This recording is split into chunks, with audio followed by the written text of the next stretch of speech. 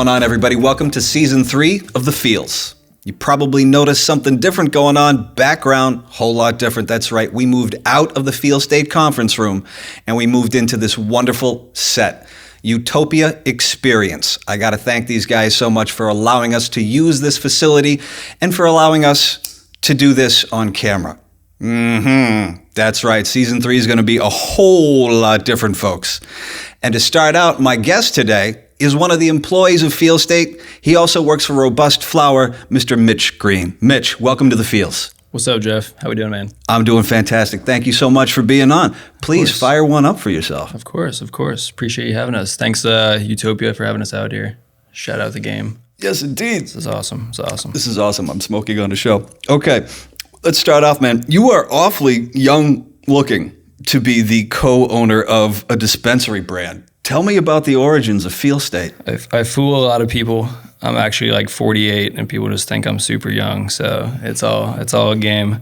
No, in all seriousness, it's been a kind of a crazy ride. It's been a long time coming. Age is a number. So it's one of those things I don't worry too much about. And unfortunately, it's one of those things that no matter who you meet, as you said, I look real young. So I think it's been one of those hurdles just to kind of always overcome. And again, the past few years have been a perfect example of what happens when you just get to work and do the damn thing. So, well, tell me about this, how you got to work. How did you come up? Well, are you the inventor of the Feel State brand? I mean, what's going on? Who do you work with here? So, Feel State started with 4 individuals, 4 guys. Shout out Corey Rimmel, David Melnick, Dave Bohr. The 4 of us worked formerly at a different company. So we were formerly there, got another cannabis company locally here in St. Louis, had some operations in California and Maryland. And after leaving that company, kind of really focused on the thing that we thought we were best suited at, which was retail, and going all in on retail. So the 4 of us kind of bound together, our ideals, our principles, what we were trying to form in a company, and do things our own way and really have the ability to do the things that we wanted to do. And again, Dave Bohr kind of, he was the one that kind of originated the Feel State name and helped us come up with the branding and the brand guidelines and all that stuff. Since then, we've had a ton more people come on. He's no longer with the company. He was kind of one of the first amigos. But again, everyone has to do their thing that works best for them in life. And again, shout out all 4 of those guys. Still Corey and David holding it down, the 3 of us, plus the team that we've grown here over the last 3 years, really. Goes all the way back to the beginning of 2019. So to see it come all the way here, 2022, in a studio with employees, with people, the team's grown. It's awesome. And shout out to those guys for making it happen. So you were really tight with Corey and David. Because I imagine it might be difficult working with your friends. I mean, do you have concerns about that? No, it's the coolest thing ever to bring people that you know so well and be able to work with them every day. It's really the dream. But Corey specifically, I've known a long time. He's actually a friend of my cousin Zach. Shout out Zach. Without Zach, I wouldn't be up here. I'm, again, from Florida. We can get to that, I'm sure, at some point. But he's the reason I came back here in 2017, was really to immerse myself in the legal industry, and he gave me an opportunity with a company. And he knows Corey for a long time. They go back to middle school, maybe even before that, being friends. And growing up, Corey for me was always the cookie guy. He had this cookie business that I was always curious about, hot box cookies. And as a young person that partook in cannabis, it was pretty cool to see a cool company like that. And he was a young guy doing the same thing. And my cousin was involved in that to an extent. And, Corey was always around, and he was always busy working on stuff, and they were partying in college, and he always had his business he was holding down. So learned a ton from Corey. David Melnick, cousins of Corey. So obviously we keep it close around here. A lot of family, a lot of friends. But it's kind of cool working with those guys side by side. Again, knowing David more the past few years, going back, not just knowing Corey as the cookie guy, but getting to see his entrance into cannabis and really the legal industry and growing together. In the previous company and this company, been really cool to kind of share that experience with people that you know so well. And it's not just work. Again, we take it outside of work. We talk every night. We're hanging out, smoking weed all the time. So it's cool to be able to do so. On the Feel State block, if you go way, way back a couple of years. Yes, sir. You told a story about how you watched a friend go to jail and how that sort of fostered your activism. Can you share that story? Yeah, and it's really crazy. Obviously, cannabis is legal to an extent now in Missouri, and we've seen it grow recreationally in other states, but it's obviously not always been that way. We all know that. So yeah, unfortunately, a lot of friends over time that have struggled with some legal issues, obviously with cannabis. One in particular, again, I don't want to go into too much detail, but yeah, when you are that close to a situation with someone you're really, really close with, and the amount of resources that were poured into that particular thing, and being kind of caught in the middle of some stuff, and it just like seeing it all unfold for what really wasn't, in my opinion, it didn't really gain anything for the amount of resources put into the actual situation, tax dollars, police, all the stuff. And to see someone go down at a young age that was like, you know, trying to figure out life and figure out what was next, and over a plant that really doesn't hurt anybody, it's kind of hard to watch. So your friend got busted for growing plants and ended up going to jail for it. Yeah, I wouldn't even say it was growing. It was just other stuff. And again, you know, back in the day, stuff goes down and people are doing what they can. But ultimately, it wasn't even that big of a deal in relation to what we're doing today on the legal side, you know. But it sort of changed your attitude about this 100%, is wrong. 100%. It was really just the opportunity to say, hey, if I'm going to do anything in cannabis, this is not the place to do it. You got to go somewhere where it's legal. You got to figure it out. And again, unfortunately, it was like so upsetting to see how that affected his life, all the stuff he had to go through. And then ultimately where it's like, hey, you're just getting back to trying to be back in a position where you can excel over something that today is legal and we're all sharing and a part of. And again, really just looking back on so many people still affected in jail for the same thing that we all get to share. It's a privilege, you know, get to sit down, smoke weed on camera. It's fun for us, but it's also like such a privilege because many years ago, you get caught doing this, you're getting a knock on your door and a lot more questions. So it is a privilege, cool. And I think we should relight and appreciate that fact. Totally. So you've spent a good amount of time traveling to other markets. You left Florida. You did a whole bunch of traveling. What did you see in these other cannabis markets that helped you grow your knowledge? Yeah, for sure. Shout out Florida, first and foremost. A lot of culture down in Florida. Again, as much as it was not legal forever until recently, they went medical in 2016. Yeah, it's been cool to like visit other markets, and starting when I was still living in Florida, starting to take trips out to the West Coast, and really it started, I guess, California, learning more about their culture, going back to the Cannabis Cups, really beginning of 2013 was kind of the first time I took my trip solo. Went out to California, checked out the Cannabis Cup. Were you a judge? No. This was like early on. I was just a young kid trying to figure out some, you know, what's going on. Where's the best weed in the world? What does that look like? Again, you see all these things in Florida, but it wasn't legal. And that at the time was one of the only legal states. And honestly, it wasn't even legal. It was still medical. Prop 215 back in 2013. So got my medical card, got it all figured out, went to the event. You know, figured out how to get to the booths and make some things happen. And it was just cool to see like the culture right there in front of you, and a lot of those people at that event, producers, you know, cultivators, hash makers, retail partners, brands. You know, I remember sitting there in 2013 with Berner at the cookies booth, and I got a tray from Berner that I still have to this day. And we sat there and rolled one up and chopped it up and talked for a bit. And again, to see where like that brand's become in the last 9 years, you know. Again, it was really just getting in on the culture and figuring it out. So, you know, between taking the trips there, next year I brought my buddy, you know, out with me, and we did it together and went to the next cup. And then the year after that, it was Colorado, and did Colorado again. And, you know, since then I've been kind of all over the place, from all over the country to overseas, you know, Amsterdam. As you've gone to these cups, you've taken that knowledge home with you, and totally. How do you try to apply it to your own life? Totally. Yeah. It's cool to see just like the different aspects of every industry, and how the licenses and the amount of operators and what the legal, you know, setup is as far as, you know, what you can and can't do in certain areas and cities, and sometimes it's limited to certain jurisdictions. Let's talk about that for a little bit, because Feel State's not your first rodeo, and you mentioned it briefly in the beginning. You started a brand, or helped start a brand, in Maryland. Let's talk a little bit about that. What are some of the hurdles you had to jump? Yeah, so in Maryland, that was the first dispensary brand we kind of got in on. It's actually the second. So in California, the cultivation out there, we kind of had a test launch of a dispensary where we had a cultivation in a high traffic area right at a national park. And we kind of just propped up a very small dispensary kind of as a model to see what we could do and what the retail would look like. And again, we kind of figured some things out there and some kinks and really took some info from there and brought it back with us to the Maryland operation, where we realized what we wanted to focus on and bringing all of our backgrounds, Corey from operations in his other companies, my understanding of cannabis and some of the stuff I've done in operations in different markets, and then bringing it all together to help launch that brand. And really it was about seeing the need for what we were trying to do as a cannabis company. It was still early on. We were still applying for licenses in other states and winning licenses in certain states, and now having an opportunity to open up the operation. Being able to really dive into something new, we realized, hey, what is something that fits our skill set and is the biggest need in the industry? And it sparked from a lot of that traveling, like you were saying. I go to all these states, and the thing that I was learning was I really liked certain brands, and I really liked certain cultivators or certain producers. And it wasn't as much about the dispensary. Certain dispensaries became known as carrying those products, but it was never like a thing you'd bring back with you. It was a green Cano Wellness Pharmacy, or whatever the name was that always sounded the same.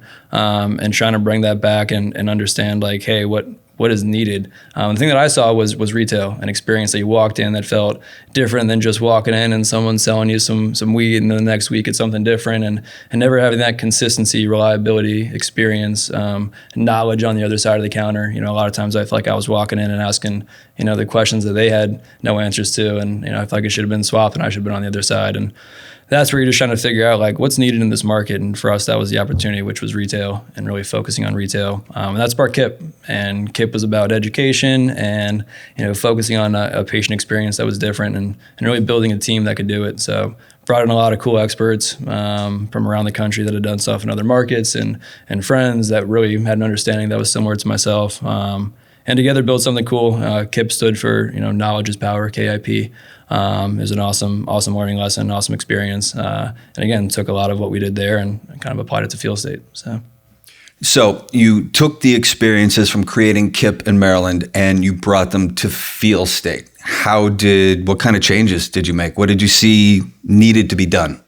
Yeah, so what we took from that, which was all the learning lessons from those markets, those teams. Again, Maryland was a much different market than Missouri, but what we really started building was not just a model that worked for Missouri, but something that we felt we could take anywhere. And that's what Feel State, really the focus was to find operators in all these different states that we could help partner with, and realizing the need for them was, help on the retail front. And a lot of people, I'm sure a lot of people know about vertical integration in companies, how you have all the licenses and needing help. It's really hard to operate all those different things. Just for those that don't know, what are the 4 licenses to be vertically integrated? Yeah, so in most states, and again, every state's different. Some states require vertical integration. Some states, like Florida, exactly. Some states, it's an option. Here in Missouri, it was optional, and you could have all those licenses if you wanted to, but didn't have to. And those licenses start at the top, which is cultivation. Then you have manufacturing. You also have transportation licenses, so the ability to drive product from cultivators and processors back and forth, B2B, and then also to dispensaries. And then you have retail licenses and testing labs. So the testing labs obviously test for everything. That's the great part about a regulated market is safe, clean access to medicine. But and then you have the retail. The retail is the thing that we focused on, which was obviously something that we felt we could really pull off, and it's been cool to kind of do. So. What kind of planning had to go into creating this dispensary? I mean, the meetings, it must have taken years to find the location, the displays, the design. Yeah, it's kind of crazy. So going back to 2019, we kind of first kicked it off as a team, started with what we had learned and kind of what we wanted to apply to this new model. For us, one of the biggest things was building an awesome team and a brand that we felt like really spoke to everybody and didn't just speak to, I guess you could say, your stereotypical cannabis user. I really wanted to apply to someone that could walk in, whether you were a connoisseur, a new patient, young, old, whatever, and really feel welcomed in a place that offered a service that was, impactful, and you learned something from and got a product that you left happy with, and felt like you connected with the actual people behind the team. So, yeah, we really just took all the knowledge we had and started building. Literally meetings around a table like this in an apartment, talking about what the business could look like, what our goals were, what the branding was, who the people on the team could be, and then really focus our efforts on. Oklahoma was the state at the time that we kind of really tried to talk to some people and learn more about Oklahoma, which is a crazy market in itself, but then really applied for our licenses here in Missouri, and unfortunately didn't receive those licenses initially, But we're fortunate enough to kind of start that licensing model and the branding model where we could help, people with a license operate their retail and come in and hire a team and lay procedures and processes and help design the layout and really just offer something that was unique and different. So. Well, the 4 core values of Feel State, and I should have these memorized as an employee, but I'm going to have to look at my computer here. Community, supportive, education, and consistent. Why not just do the best weed at the cheapest prices? Yeah, and I guess the way I look at it, that's the easy part. You should be able to, go out there, and I think everyone can offer very similar products at a very similar price. It's just kind of the nature of the game. Everyone has a limited amount of producers to choose from, so we're all kind of in a similar playing field. But that's where, for us, the understanding that we're trying to do more than just, as you said, sell cannabis of great quality at a great price. We're trying to offer an experience that connects the team and connects the team to the community and us to the team and us to the community, and build something that's more, about everything outside of just the plant itself. Because again, we kind of view this as there's one tool and a building block of, all these things for wellness and health. And again, it's just a small piece of the puzzle, if you will. You were in charge of picking the flower for Feel State, both the Florissant and Kansas City Dispensary.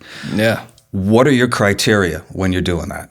Yeah, I think for us, it goes beyond just the product and the price. Obviously, that plays a huge part in the market and what moves. Obviously, we kind of know that as far as, obviously, the stuff we see selling is the stuff that we know why it's selling, whether it's the quality, the price, whatever. But it goes beyond that. It's definitely more about, for me personally, the relationship and understanding how we can be transparent and help each other out. I think that's one of the biggest issues in this whole industry is people that lack of transparency. Not even just lack of transparency, lack of trying to work as a team and viewing everybody as competition.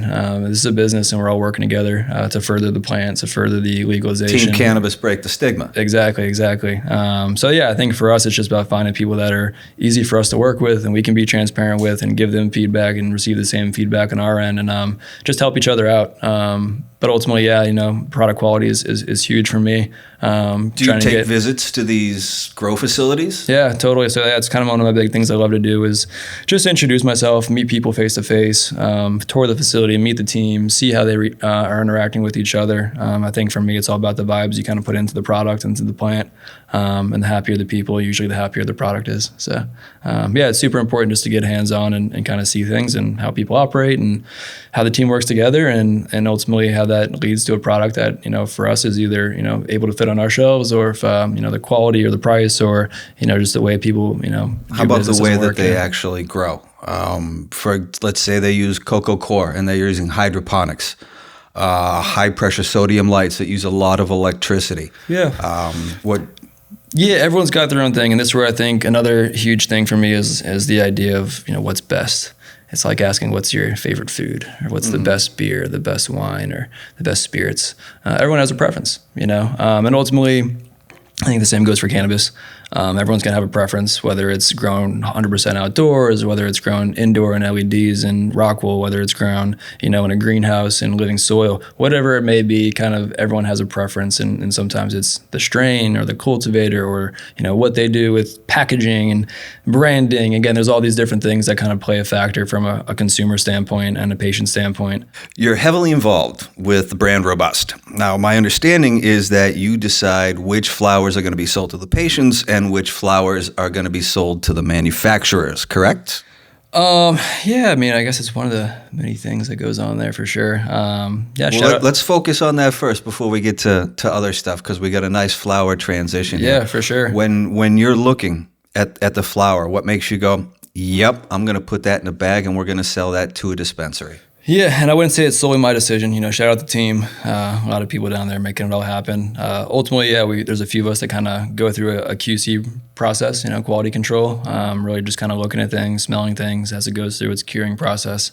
And then we start to sort things out and figure out where it's going, whether it's, a certain flower SKU or it's going to, pre-rolled material or it's going to the manufacturing or whatever it is and kind of just figuring out what that looks like. But ultimately it comes down to checking those boxes, nug structure, the look, the smell. Obviously testing plays into a certain degree.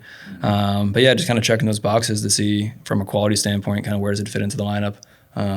yeah, it's a fun process. Probably one of my favorite for sure. How many are in the lineup? As far as keepers or things that we're kind of working through as our favorites. Yeah, right now we're going through a huge pheno hunt. So a lot of genetics we're working through. Right now I think we have 22, 23 that are slated as kind of keepers. And a few of those we even have a couple phenos of. So again, working through a couple phenos, seeing which one we prefer, going to be retesting them and just kind of working down to solidify that number. So. Working for a couple of phenos. Can you expand on that? Yep.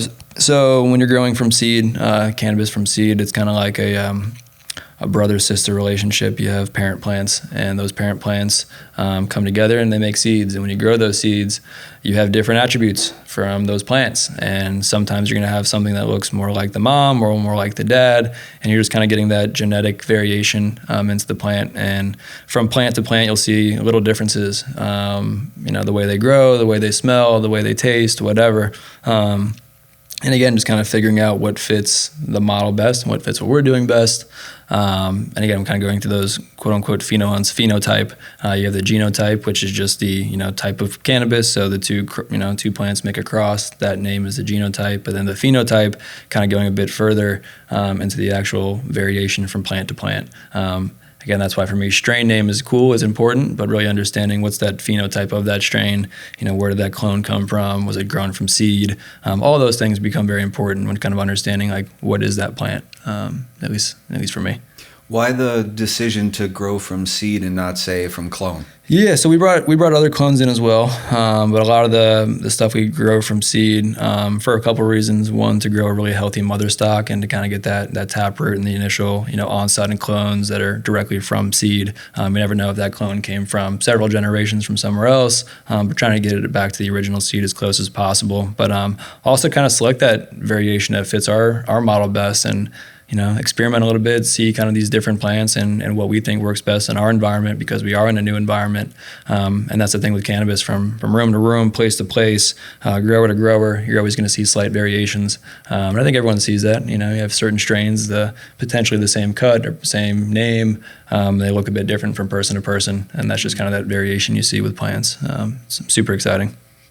So you're also involved in the post-production part of harvest, correct? Yep. So I guess technically director of post-harvest and sales. So everything pretty much from harvest, during harvest, through harvest, drying, curing the plant, and then all of its different avenues it takes, from getting trimmed up as flower, going to the manufacturing, being made into solventless, into water hash or pre-rolls, or off to extraction on the other side. But yeah, really just kind of sorting through everything and seeing that whole process from start to finish. Let's slow it down, because you told me before we started you've been up since 4 o'clock this morning because today was harvest day. Yes, yeah. So take me through it step by step. Totally. So again, shout out the team. I keep saying it, but really this is all possible because of a team. We started off myself on post-harvest, and it was like, all right, Mitch, have fun, and designing the dry cure rooms, designing the actual materials and the FF&E list, and then bringing on some of the first people. Shout out Lance, good buddy from Florida. He's kind of been on the journey since day one here with everything. We go back, to childhood for sure. But really starting with that team and bringing on other people. It started with 2 people, then it was 3, then it was 6, then it was 12. And now we're up to close to 40 people on the post-harvest side over 3 months. So the team grows quickly, but basically the harvest, like you were asking, getting back to the question. Yeah, it's it's about 12 people. So we've kind of narrowed that team down, a task team, a harvest team of 12 people, 6 people in the room harvesting, 6 people on the other side, kind of taking those plants, weighing things, getting them ready to be hung up for drying.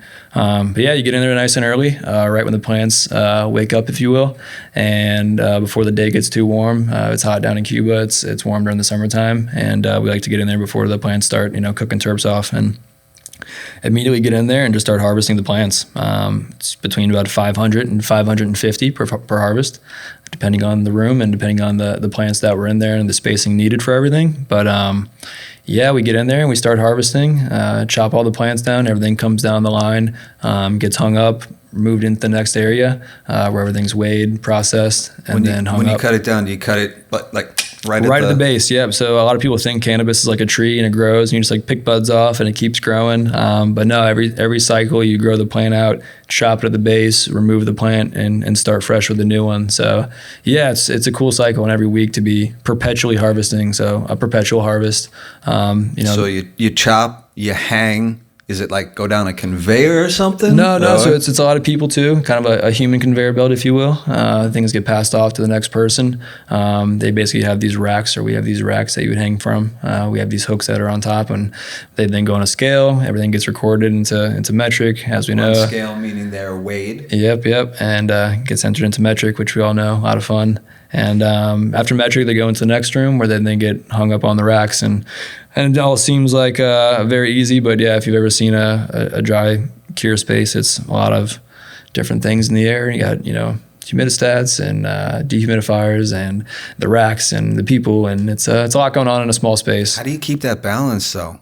And how often do you go in and out of the room? Because I imagine once you get the conditions set the way you want it, you want hands off, lights off, no one go in there. Yeah, it's a pretty, set it and forget it and just do some daily checkups. We have monitors that we don't even have to be in the room. We can kind of sit outside and see where things are at. Stuff? No, like sensors in the room for like temperature, humidity, all that. One of those things hangs from the ceiling. Yeah, it's true. We have a few of them all over the place, and they just kind of do their thing, and that way we can monitor the room from afar and see what's going on. But yeah, basically we try to maintain a condition in the room for 10 to 14 days is kind of that process, and then after everything hangs for that long, we basically monitor the moisture inside those plants, and then when we feel the time is right, everything comes out of the room, gets bucked down, which is basically just removing the cannabis bud from the actual plant itself. So it gets put into totes where we then cure it for a week, let it do its thing, slowly remove that chlorophyll and that plant smell, let the terpenes open up a little bit, kind of as a curing process.